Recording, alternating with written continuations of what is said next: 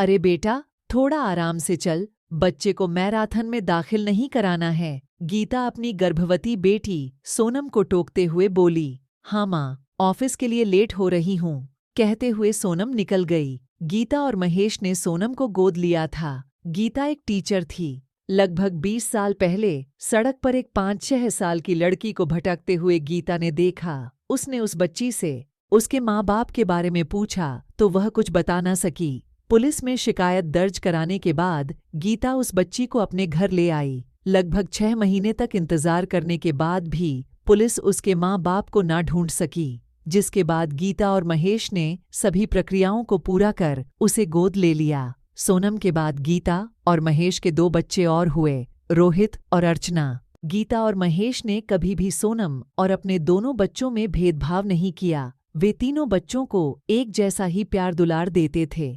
समय आने पर सभी बच्चों को ये बात भी बता दी गई कि सोनम गोद ली हुई बेटी है, लेकिन इस बात से रोहित और अर्चना को बिल्कुल भी फर्क नहीं पड़ा, बल्कि वे सोनम को और ज्यादा सम्मान देने लगे। सोनम ने ग्रेजुएशन के बाद MBA किया और एक बड़ी कंपनी में HR की नौकरी करने लगी। सोनम को विशाल से प्यार था। इस बात को जब उसने अपने माँ बाप को बताया तो उन्होंने खुशी खुशी सोनम की शादी करा दी। विशाल पेशे से इंजीनियर था, तो उसे काम के सिलसिले में कहीं भी जाना पड़ता था, इसलिए शादी के बाद भी सोनम अपने परिवार के साथ ही रहती थी। शादी के 1 साल बाद ही वह गर्भवती हो गई। इसी बीच विशाल को 1 साल के लिए न्यूयॉर्क जाना पड़ा।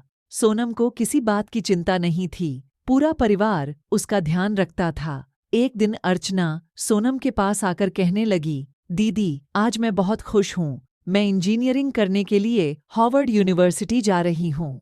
सोनम ये बात सुनकर खुश तो हुई, लेकिन अचानक से उसके अतीत ने उसे कचोटना शुरू कर दिया। वह मन में ही सोचने लगी कि मेरा भी तो मन था विदेश जाकर पढ़ने का, लेकिन उस वक्त माँ पापा ने मना कर दिया। आखिर अपना खून है तो जाने ही देंगे ना। सोनम को अचानक से परायापन महसूस होने लगा। उसे समझ नहीं आ रहा था कि वह क्या करे। जिस वक्त गीता और महेश ने सोनम को मना किया था, उस वक्त उनकी आर्थिक स्थिति इतनी ठीक नहीं थी, लेकिन इस बात को सोनम समझ ही नहीं पाई।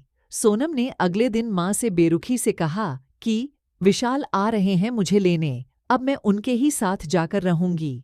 गीता को ये बात कुछ समझ में नहीं आई। वह जब तक सोनम से इसका मतलब पूछती, तब तक वह ऑफिस के लिए जा चुकी थी। सोनम अपने ऑफिस पहुंची ही थी कि सीढ़ियों पर चढ़ते समय उसका पैर डगमगा गया और वह पेट के बल गिर पड़ी। सोनम की आंखें हॉस्पिटल के बेड पर खुलीं। उसने अपने पेट पर हाथ फेरा तो आंखों से आंसू आ गए। उसे अपने बच्चे की चिंता हुई। दरवाजे पर देखा तो शीशे के उस तरफ माँ और विशाल का चेहरा दिखाई दे रहा था।